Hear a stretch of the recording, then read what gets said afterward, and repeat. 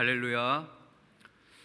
여러분, 집에 두고 온 물건이 생각나서 가던 길을 멈추고 집에 돌아가신 적이 있으세요? 저는 출근길에 스마트폰을 두고 와서 이런 경험을 종종 하는데요. 이때 반드시 거쳐야 하는 하나의 관문이 있습니다. 그 관문은 바로 현관문 도어락입니다. 평상시에는 이 현관문 도어락 비밀번호가 잘 생각이 나는데 이상하게 그때는 잘 생각이 나지 않아요. 그래서 몇 번을 틀려서 도어락에 경고음이 울려서 어려움을 겪었던 적이 한두 번이 아닙니다. 또한 요즘 비밀번호는요, 숫자와 특수문자의 조합으로 최소 6자리에서 최대 16자리까지 굉장히 복잡합니다. 그래서 비밀번호는 메모가 필수입니다. 이렇게 도어락 비밀번호 하나 외우는 것도 이렇게 어려운데 현관문 도어락 20개, 총 160자리의 비밀번호를 현장에서 즉석으로 외운다면 여러분 믿으실 수 있겠어요? 이 놀라운 일을 행한 한 소녀가 있습니다. 그 소녀는 바로 14살의 김나현 양입니다. 이 김나현 양은요, 숫자를 이미지로 연상합니다. 그래서 예를 들어 비밀번호가 3188이면 이 31과 88을 분리하고 그 숫자에 맞는 이미지를 매칭한다고 합니다. 예를 들어 보면 31 하면 무엇이 떠오르세요? 그녀는 3.1절이 떠오른대요. 역사 공부 열심히 한 것 같아요. 3.1절에 유관순 열사가 떠올라요. 그리고 88 하면 무엇이 떠오르세요? 88 올림픽에 성화봉성이 떠오른다고 합니다. 그래서 이 31과 88을 합치게 되면 어떤 이미지가 완성될까요? 유관순 열사가 성화봉성을 하는 이미지가 완성됩니다. 이렇게 형성된 이미지는 그녀가 비밀번호를 기억하는 데 있어서 중요한 단서가 됩니다. 그녀가요, 이 연상법을 통해서 단 7분 만에 모든 현관문 도어락의 20개 현관문 도어락의 비밀번호를 암기하고 거침없이 막 누르기 시작하는 거예요. 그리고 순식간에 그 160자리의 비밀번호를 다 맞추자 현장의 스태프들과 방청객들은 입을 다물질 못했습니다. 이처럼 그녀가 마음속에 기억했던 이미지는 문자와 숫자와 같은 텍스트보다 우리의 기억에 강한 임팩트를 주는 것이죠. 그런데 이러한 원리는 우리의 신앙생활에도 동일합니다. 하나님은 매 순간 당신의 말씀을 통해 저와 여러분을 인도하시는 줄로 믿습니다.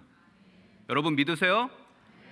그런데 문제는 무엇이냐면 이 하나님의 말씀이 잘 믿겨지지가 않는다는 것이죠. 하나님의 말씀을 붙들고 살아야 할 나의 삶의 현장이 만만치 않습니다. 하나님 말씀대로 살아가는 게 참 어렵죠. 왜 그럴까요? 하나님의 말씀은 눈에 보이지 않고 이 세상은 눈에 보이기 때문입니다. 여러분, 인간은 시각적인 존재예요. 눈으로 입력된 정보가 가슴으로 느껴지는 정서보다 우세합니다. 그래서 눈에 보이지 않는 하나님의 말씀보다 눈에 보이는 이 세상이 훨씬 더 크게 보이는 것이죠.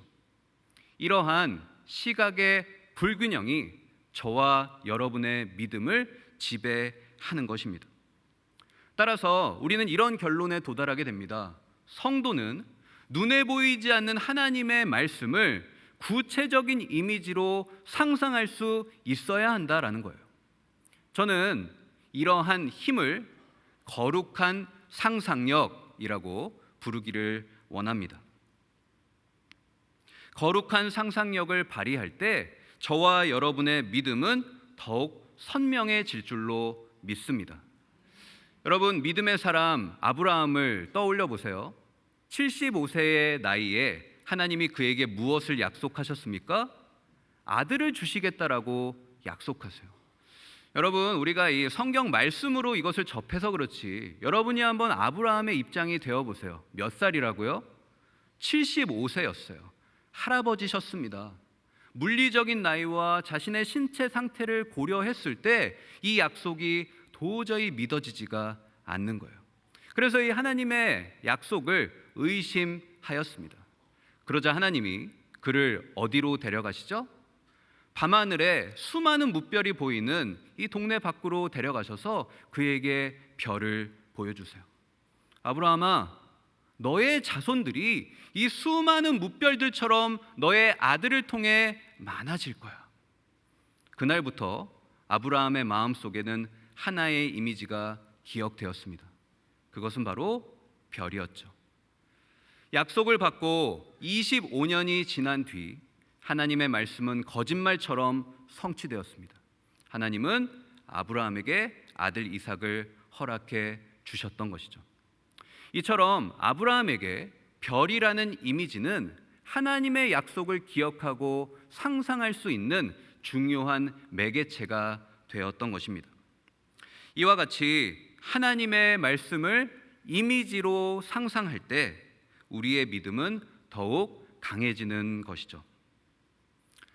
혹시 이 자리에 아직도 하나님의 말씀보다 이 세상이 더 크게 보이시는 분 계세요? 하나님의 말씀을 예전에 받았어요. 그리고 신앙생활을 오래 한다고 하는데 아직도 하나님의 말씀보다 이 세상이 더 크게 보입니다. 이 세상의 문제가 하나님의 존재보다 더 크게 보이는 거예요. 하나님의 말씀의 능력은커녕 조그만 문제 앞에서 이리 치이고 저리 치이고 내 신앙 경력이 무색하리만큼 넘어지고 쓰러지는 솔직한 우리의 모습은 아닌가요? 만약 그렇다면 여러분에게는 하나님의 말씀을 떠올리게 하는 믿음의 이미지가 필요한 줄로 믿습니다. 저는 이 자리에 계신 저와 여러분이 오늘의 본문 말씀을 통하여서 하나님의 말씀이 나의 삶의 실제가 되는 놀라운 역사를 경험하시길 주님의 이름으로 간절히 축복합니다. 오늘의 본문 말씀은 예레미야의 선지자 이야기입니다. 여러분, 예레미야는 구약을 대표하는 선지자 중 하나였어요. 그 영향력이 실로 대단해서 예수 그리스도를 예표할 만큼 구약 시대 때 그때 당시 사람들에게 인정받았던 선지자가 바로 예레미야 선지자입니다. 그런데 성경을 자세히 보면 그 위대한 그의 첫 등장은 그리 화려하지 않습니다. 특별히 오늘의 본문 말씀을 통해서 우리는 그의 프로필 세 가지를 정리할 수 있습니다. 첫 번째로 예레미야의 스펙은 초라했습니다. 이러한 내용이 오늘의 본문 1절 말씀에 잘 나타나는데요. 저희 다 같이 1절 다시 한번 읽도록 하겠습니다. 시작. 베냐민 땅 아나돗의 제사장들 중 힐기야의 아들 예레미야의 말이라. 성경 기자는요, 지금 이 예레미야에 대해서 기록하고 있는 첫 구절에 그의 고향 아나돗이라는 지명을 기록하고 있습니다. 왜요? 그를 설명하는 데 있어서 그의 고향이 너무나도 중요하기 때문이에요. 여러분, 아나돗은요, 솔로몬 시대에 반역했던 제사장 아비아달이 유배된 곳이 바로 이 아나돗이에요. 그래서 이 아나돗 출신의 제사장들은 반역죄로 추방된 제사장들을 뜻했습니다.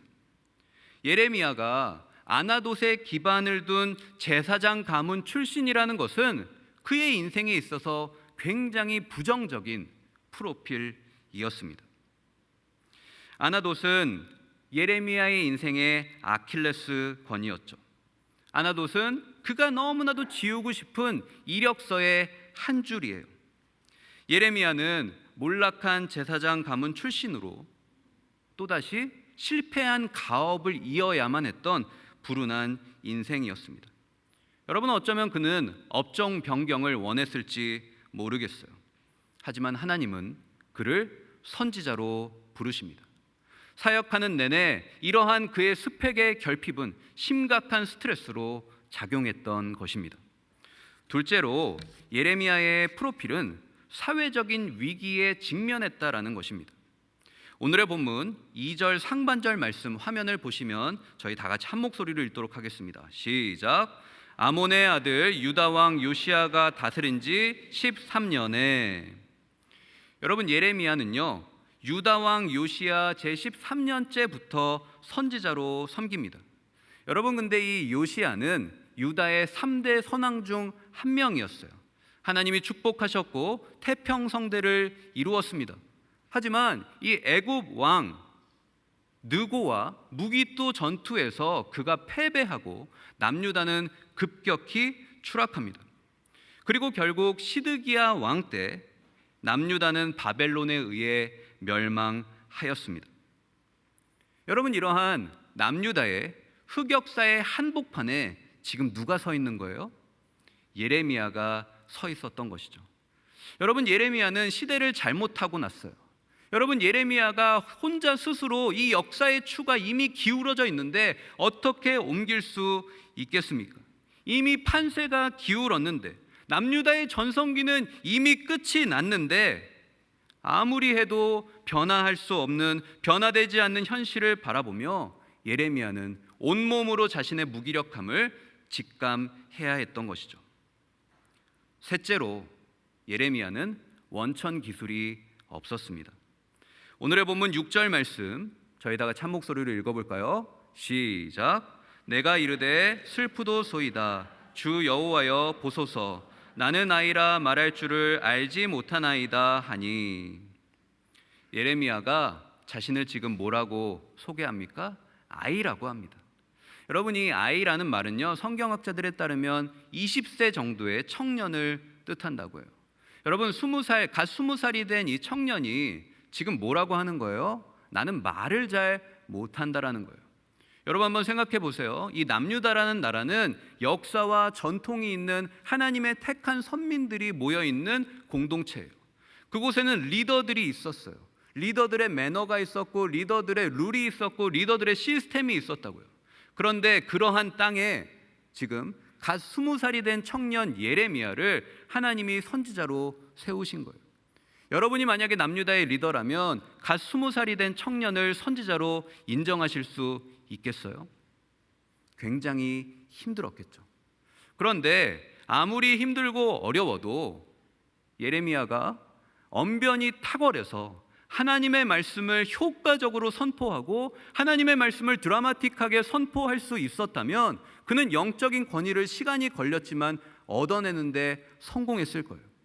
하지만 지금 성경은 뭐라고 기록하고 있습니까? 예레미야는 말을 잘 못했다라는 거예요.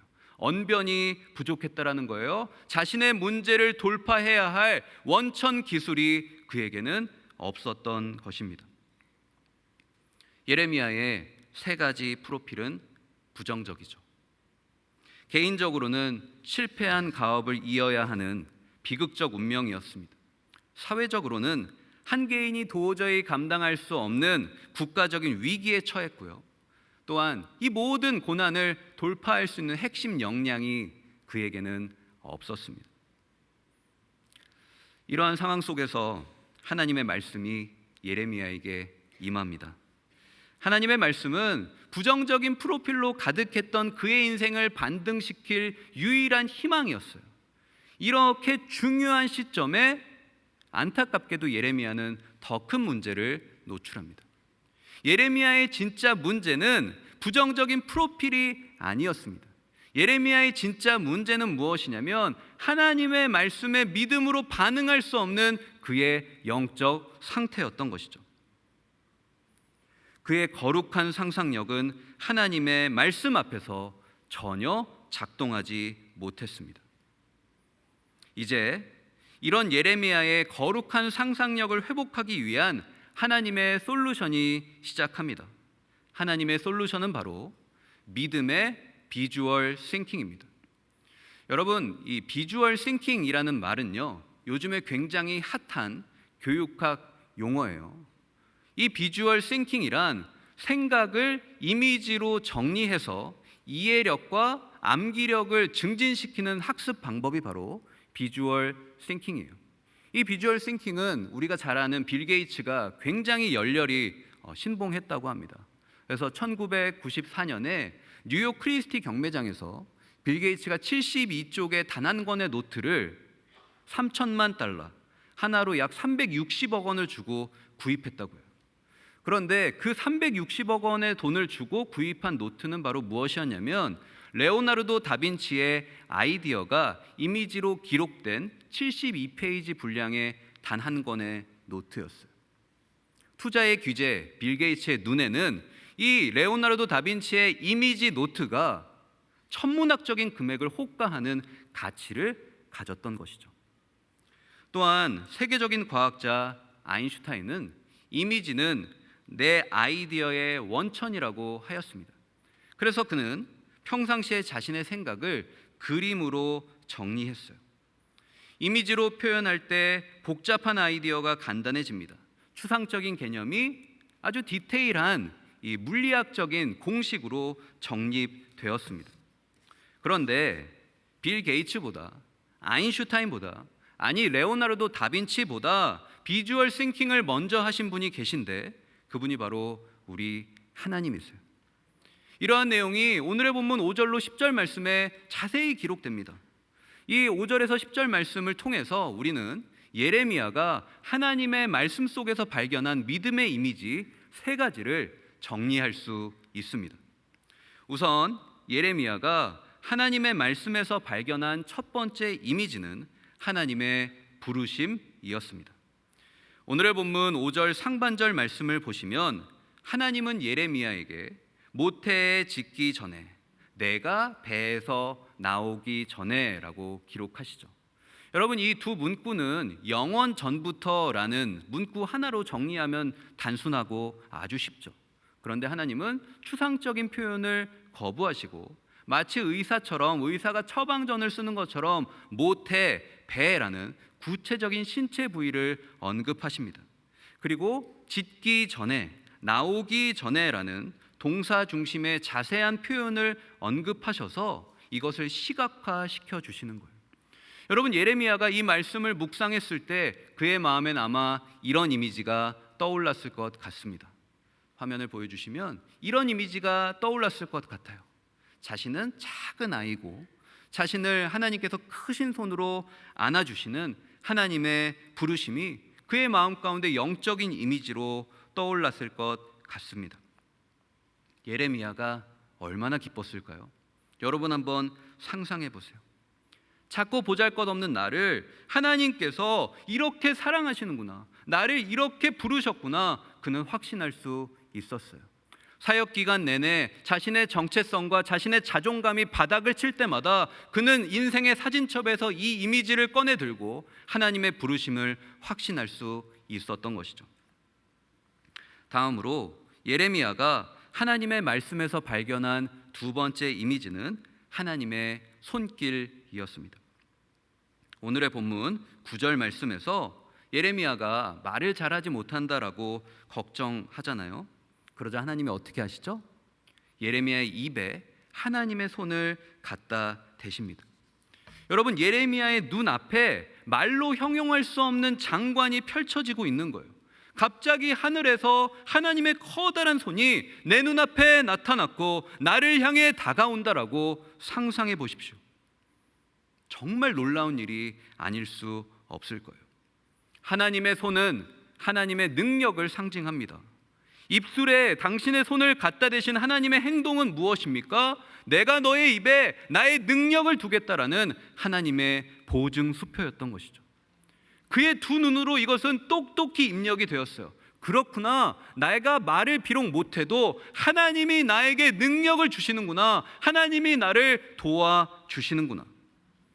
그는 이 이미지를 통해서 언어의 트라우마를, 지독지독하게 자신을 힘들게 했던 그 트라우마를 극복할 수 있었습니다.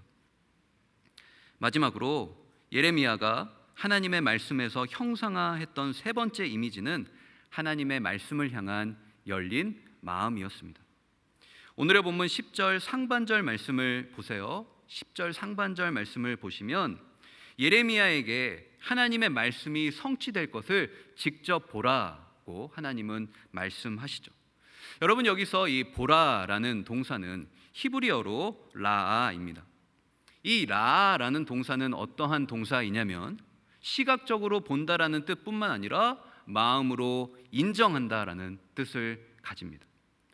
어떠한 대상을 본다는 것은 어떠한 대상을 인정하는 것이죠. 하나님은 예레미야에게 내가 너에게 행할 일을 보라는 거예요. 기대하라는 거예요. 반드시 성취될 것을 마음 가운데 확신하면서 나의 일하심을 기대하라 라고 말씀했던 것이죠. 아마 그의 가슴 속에는 이러한 이미지가 떠올랐을 것 같습니다. 저 큰 하늘을 바라보는 예레미야의 모습, 자신의 모습. 저 하늘에 하나님은 보이지 않지만 그곳에 계신 하나님께서 내 인생 가운데 놀라운 역사와 놀라운 계획을 반드시 성취하실 것이라는 기대하는 마음이 그의 가슴 속에 새겨졌을 거예요. 이 이미지가 떠오를 때마다 그는 상식 앞에 무너지지 않았습니다. 상식적으로 납득할 수 없는 하나님의 약속을 이 이미지를 떠올리며 그는 믿음으로 순종할 수 있었던 것이죠. 여러분, 이 세 장의 이미지를 통해서 예레미야의 믿음은 더 이상 흔들리지 않습니다. 부정적인 현실에 사로잡혀서 하나님의 말씀을 거부하던 그의 생각은요 180도 바뀝니다. 그리고 그에게 입력된 이 믿음의 이미지가 현실 속에서 갖게 된 부정적인 이미지를 그의 뇌세포 속에서 다 삭제해버려요. 비록 오늘의 본문 말씀에 기록되어 있지 않지만 저는 예레미야가 이 세 장의 이미지를 하나님 앞에서 확보한 다음에 기도의 자리로 나아갔을 거라고 확신합니다. 그는 하나님이 주신 이 믿음의 이미지 세 가지를 붙들고 이렇게 기도했겠죠. 하나님, 저는 하나님께서 왜 저를 선지자로 부르셨는지 도무지 이해할 수 없어요. 하지만 하나님께서 보여주신 이 세 장의 이미지를 기억하겠습니다. 더 이상 상황 바라보지 않겠습니다. 나의 부정적인 프로필도 바라보지 않겠습니다. 오직 하나님께만 집중하겠습니다. 하나님, 제발 저를 도와주시옵소서. 예레미야는 이렇게 기도했을 것입니다. 예레미야가 하나님께 간절히 기도했을 때 불가능해 보이던 하나님의 말씀 속에서 신라 같은 희망이 보이기 시작했어요. 이전까지 무미건조하게 들리던 하나님의 말씀 속에서 좌우의 날선검과 같이 그의 심령의 골수를 찔러 쪼개는 놀라운 역사가 일어나기 시작했습니다.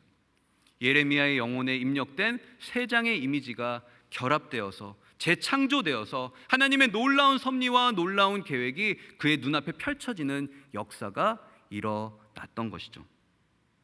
예레미야는 믿음의 이미지 세 장을 붙잡고 기도의 자리에서 거룩한 상상력을 회복할 수 있었던 것입니다. 오늘의 본문 말씀에 예레미야는 우리의 다음 세대입니다. 우리의 다음 세대에게는요 부정적인 프로필이 너무나도 많아요. 부모님의 도움 없이 자가 마련은 하늘의 별 따기죠. 얼마 전에 제가 뉴스를 봤는데요, 월급을 한 푼도 쓰지 않고 12년을 모아야 서울에서 자가 마련을 할 수 있다라는 뉴스였습니다. 원천 기술 없이 무한 경쟁 시대의 코너로 내몰리고 있어요. 획일화된 교육은 원천 기술의 부재로 이어지는 악순환이 일어납니다. 평생 직장은 사라진 지 오래예요. 생존을 위해 아르바이트를 전전긍긍하다 N4 세대가 됩니다. 또한 이전에 단 한 번도 경험해보지 못한 코로나 바이러스에 전 세계가 마비돼요.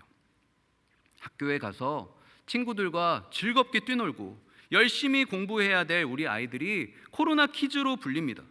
코와 입을 마스크로 꽁꽁 싸매고 쉬는 시간에 말도 못하고 비대면합니다. 취준생들은 어떻습니까? 열심히 취업을 준비했는데 코로나로 채용 시장이 전면 축소됩니다. 기성세대 역시 힘든 건 마찬가지입니다. 직장에서는 빠리빠리한 후배들이 밑에서 계속 치고 올라옵니다. AI 기술이 주도하는 4차 산업혁명 시대에 원천 기술의 부재는 전문성 상실로 이어집니다.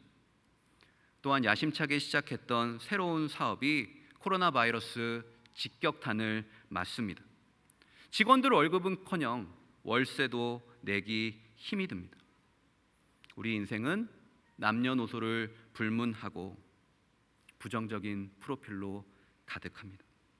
그런데 더 큰 문제는 이러한 현실 속에서 하나님의 말씀이 믿어지지 않는다는 것입니다. 분명히 기도 응답으로 받은 하나님의 말씀인데 지금 내 가슴에 와닿지가 않아요. 분명히 이 말씀 붙잡고 내 인생의 고난의 숲을 헤쳐나왔는데 마치 마스크로 꽁꽁 싸맨 것처럼 내 마음은 답답하기만 합니다. 아니요, 성도는 문제를 묵상하지 말고 문제보다 크신 하나님의 말씀을 묵상해야 할 줄로 믿으시기 바랍니다. 성도는 내 인생의 부정적인 프로필에 집착하지 말고 하나님의 말씀에 집중해야 할 줄로 믿습니다.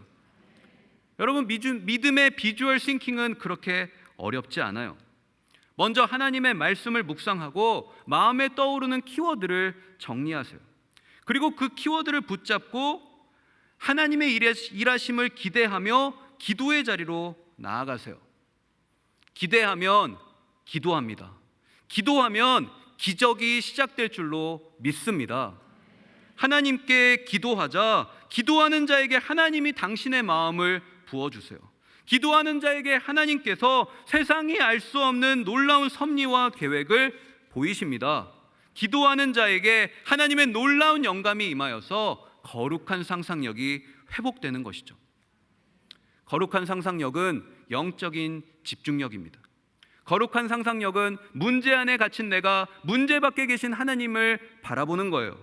거룩한 상상력은 오늘 내게 주신 말씀을 붙잡고 현재라는 시간 속에서 미래를 꿈꾸는 것이죠. 사랑하는 여러분, 하나님의 말씀 앞에서 거룩한 상상력을 회복하시길 주님의 이름으로 간절히 축복합니다. 하나님을 기대하는 마음으로 말씀 속으로 깊이 다이빙하세요. 그리고 하나님의 말씀을 붙들고 씨름하고 기도할 때 성령이 저와 여러분의 모든 환경을 주관하실 줄로 믿습니다. 저는 이러한 놀라운 역사가 오늘 이 자리에 계신 저와 여러분의 인생 가운데 임하시기를 주님의 이름으로 간절히 축복합니다. 이처럼 예레미야는 부정적인 프로필을 극복하고 거룩한 상상력을 회복합니다. 그렇다면 거룩한 상상력을 회복할 때 우리 인생에는 어떠한 변화가 일어나게 될까요? 저는 오늘의 본문 말씀을 중심으로 두 가지 내용을 여러분과 나누기를 원합니다. 첫 번째로 거룩한 상상력을 회복할 때 우리 인생의 한계선이 하나님의 출발선으로 바뀌게 됩니다. 오늘의 본문 5절 하반절 말씀 저희 다 같이 한 목소리로 읽어볼까요? 시작. 너를 여러 나라의 선지자로 세웠노라 하시기로. 10절 상반절 말씀도 읽어볼까요? 시작. 보라, 내가 오늘 너를 여러 나라와 여러 왕국 위에 세워. 아멘. 여러분, 지금 우리가 읽은 이 5절과 10절 말씀에서 반복되는 한 가지 표현이 있습니다. 그것은 바로 여러 나라입니다. 이 부분을 NIV 영어 성경은 열방이라고 직역하고 있어요. 여러분, 하나님이 지금 예레미야를 어떻게 세우신다고요? 열방의 메신저로 세우신대요. 아나돗이라는 꼬리표가 지긋지긋했던 예레미야, 아무도 주목하지 않던 저주받은 인생이라고 생각했고 이 세상에서 루저라고 생각했고 나의 프로필은 부정적이라고 생각했던 그 예레미야의 인생의 아나돗에서 하나님은 그를 어디로 옮기신다고요? 여러 나라로 옮기신대요. 열방으로 옮기신대요. 내가 너를 열방의 메신저로 세우겠다라고 하나님은 그렇게 말씀하고 계신 것입니다. 더 이상 아나돗은 예레미야에게 한계선이 아니에요. 아나돗은 하나님의 새로운 역사를 목도하게 될 하나님의 출발선이 된 줄로 믿으시기 바랍니다. 사랑하는 여러분, 혹시 지금 여러분의 인생의 한계선 앞에 서 계신 분 계세요? 재정의 한계선, 물질의 한계선, 건강의 한계선, 관계의 한계선, 스펙의 한계선, 여러 한계선이 우리 인생에는 교차합니다. 만약 그렇다면 여러분, 그 한계선 앞에서 여러분은 어떻게 행동하고 계십니까?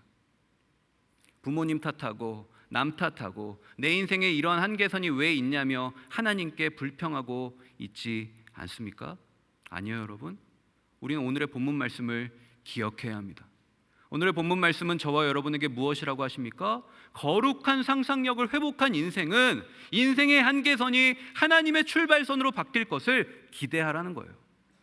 여러분의 한계선 앞에 지금 서 계십니까? 그렇다면 그것을 새로운 출발선으로 바꾸실 하나님의 역사를 기대하시길 주님의 이름으로 간절히 축복합니다. 여러분, 아기 모세를 보세요. 아기 모세는 죽음의 한계선에 직면했었어요. 하지만 하나님은 그를 갈대 상자에 띄워서 애굽의 왕자라는 그의 인생의 새로운 출발선에 세우셨어요. 여러분, 야곱을 보세요. 야곱은 야복 나루에서 천사와 씨름을 하는 한계선에 서 있었어요. 하지만 그곳에서 그는 하나님의 백성 이스라엘로 거듭날 수 있었습니다. 바라기는 내 인생의 한계선이 하나님의 새로운 출발선으로 바뀌는 놀라운 역사가 일어나기를 주님의 이름으로 간절히 축복합니다. 둘째로, 거룩한 상상력을 회복하면 하나님의 능력으로 사는 인생이 됩니다. 오늘의 본문 8절 말씀 저희 다 같이 한 목소리로 읽겠습니다. 시작.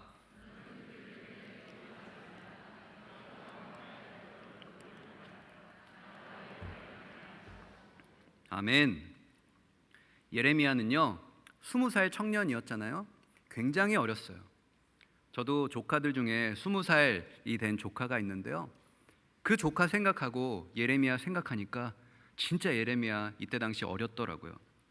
그런데 그는 사람들을 설득할 만한 탁월한 스피치 능력도 없었어요.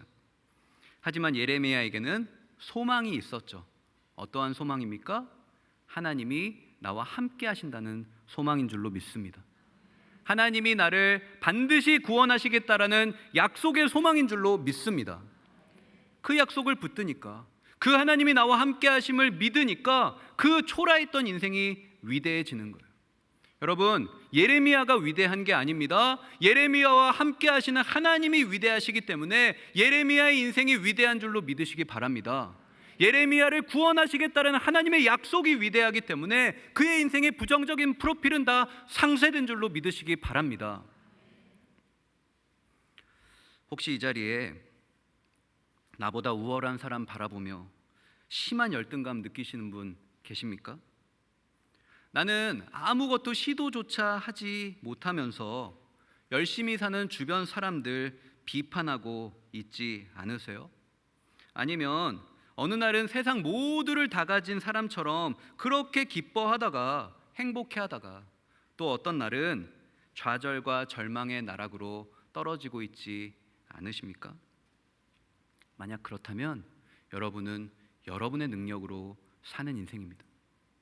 오늘 본문 말씀은 저와 여러분에게 질문합니다. 당신은 하나님의 능력으로 삽니까? 나의 능력으로 삽니까? 우리는 이 질문에 반드시 대답할 수 있어야 돼요. 왜냐하면 하나님의 능력으로 사는 인생만이 인생의 문제를 돌파하고 하나님의 영광을 드러낼 줄로 믿으시기 바랍니다. 저는 이 자리에 계신 저와 여러분이요, 하나님의 능력으로 사셨으면 좋겠어요. 하나님, 저 너무 힘들어요. 하지만 하나님이 저 함께 해주신다고 했잖아요. 예레미야와도 함께 하셨듯이 저에게도 구원해 주시고 문제 돌파하게 해주신다고 약속했잖아요. 주님, 도와주세요. 우리는 천상에 계신 하나님의 능력을 나의 삶에 끌어와야 하는 거예요. 하나님의 능력을 나의 삶에 다운로드해야 되는 겁니다. 그러할 때 내 인생의 문제는 더 이상 내 인생의 문제가 아닌 하나님의 역사가 될 줄로 믿습니다. 저는 이 자리에 계신 저와 여러분이요, 남과 비교하지 마시고 하나님이 나에게 주신 그 비전에 집중하시길 주님의 이름으로 축복합니다. 하나님, 저 사람 잘 나가도 저는 괜찮아요. 왜냐하면 하나님의 비전이 있으니까요. 하나님의 능력으로 저는 살아갈 거니까요. 하나님, 저의 인생 붙잡아 주시고 역사하여 주시옵소서. 이러한 믿음의 고백을 하는 저와 여러분 되시기를 주님의 이름으로 간절히 축복합니다. 이제 말씀을 정리합니다. 저는 얼마 전에요, 너를 만났다라는 제목의 다큐멘터리를 보았습니다. 7살밖에 안 된 어린 딸을 먼저 떠나보내야 했던 엄마의 그 스토리에 저 참 많이 울었습니다. 엄마의 소원은요, 딱 한 가지였어요. 사랑하는 딸 하루만이라도 다시 보는 거였어요. 이러한 그녀의 간절한 바람은 VR 기술을 통해 가상현실 속에서 실현됩니다. 그림 보이시죠? 엄마가 저렇게 커다란 VR 안경을 끼고 가상현실 속의 이미지로 재탄생한 그 딸의 이미지를 보면서 어루만지기도 하고 대화도 하고 숨바꼭질도 하고 행복한 시간을 보냈습니다. 문득 이런 생각이 들었어요. 그렇구나.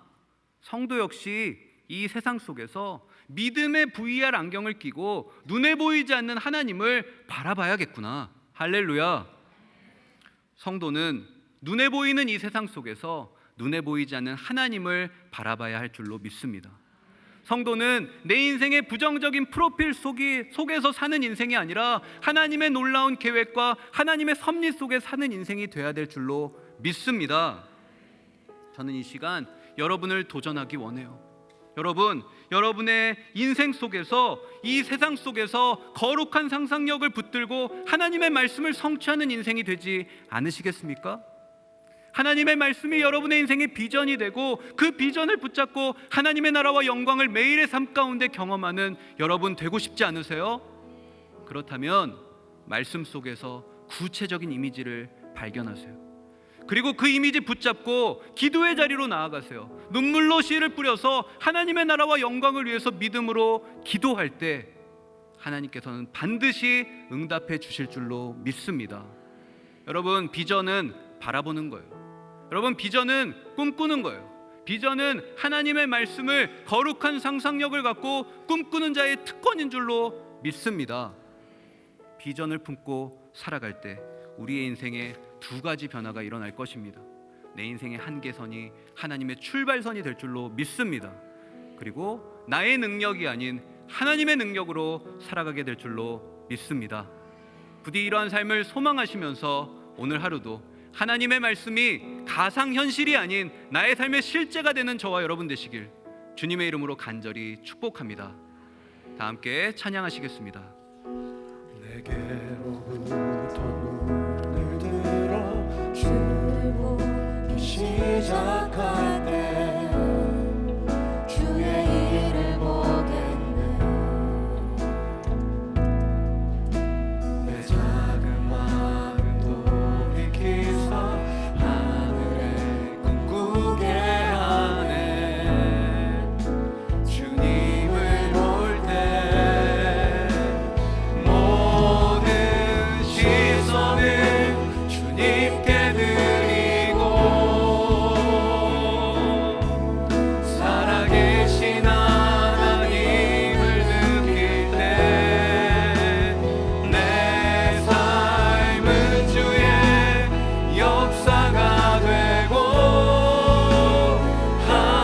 하나님이 일하기 시작하네.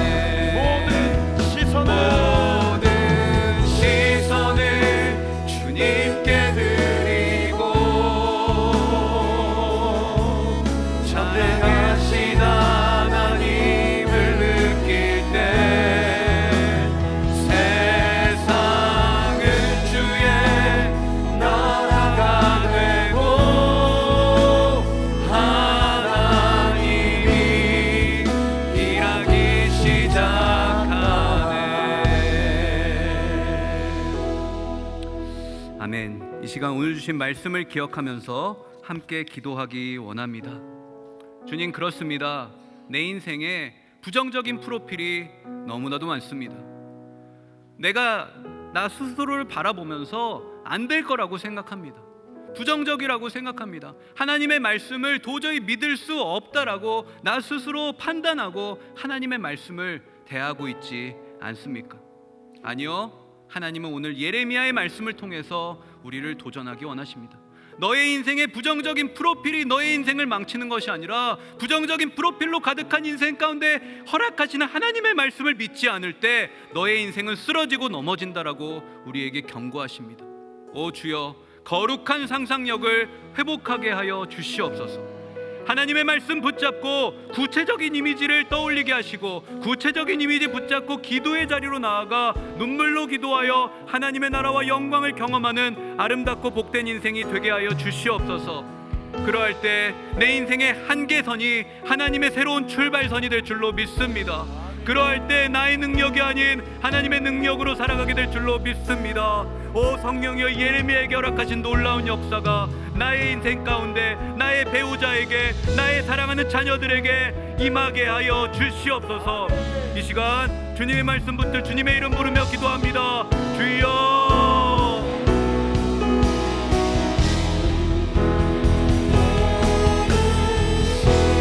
하나님 감사합니다.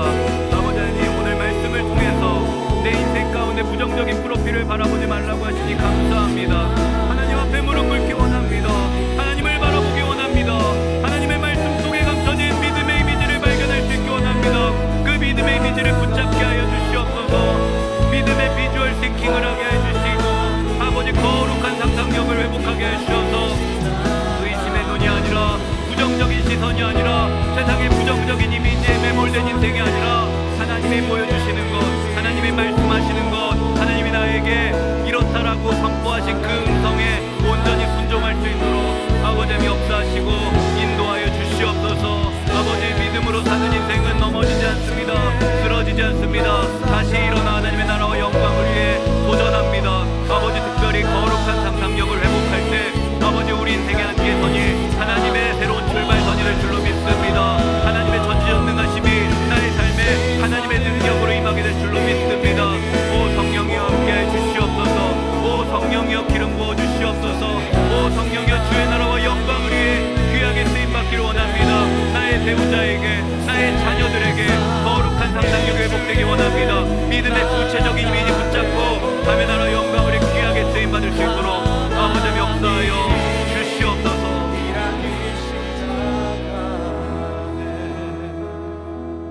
이 시간 오륜교회를 위해서 기도하기를 원합니다.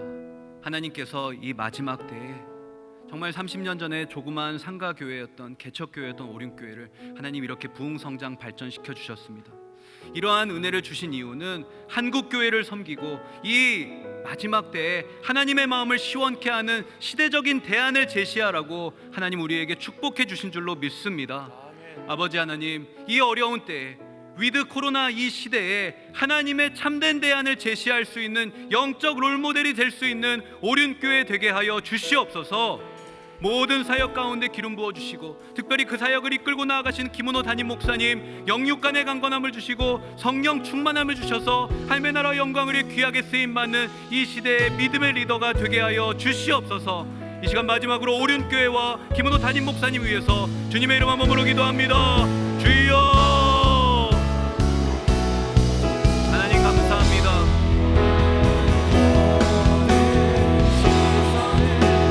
하나님 감사합니다. 아버지 감사합니다. 아버지 오륜교회를 사용해 주셔서 감사합니다. 이 마지막 때에 하나님의 위대한 영광을 드러내게 해주셔서 감사합니다. 이 시대의 대안이 되게 하여 주시고 하나님의 마음을 시원케 하여 주시고 위드 코로나 이때에 갈 바를 알지 못하는 그 교회 가운데 하나님의 놀라운 영광을 드높일 수 있도록 아버지 역사하시고 인도하여 주시옵소서. 하나님 살아계신 것을 오륜교회를 통해 보여주게 하시고 시대적인 대안을 제시할 수 있도록 우리 김은호 담임 목사님 영육간에 강건케 하시고 성령 충만하게 하시고 하나님의 나라와 영광을 위해 귀하게 쓰임받는 주님의 마음에 합한 종 될 수 있도록 아버지 역사하시고 인도하여 주시옵소서. 그래서 오륜교회를 보시면서 하나님 너무나도 기뻐하시고 오륜교회를 통하여서 한국교회와 온세계 열방이 주님 품으로 돌아오며 아버지 교회가 일어나 회복된 놀라운 역사가 있게 하여 주시옵소서.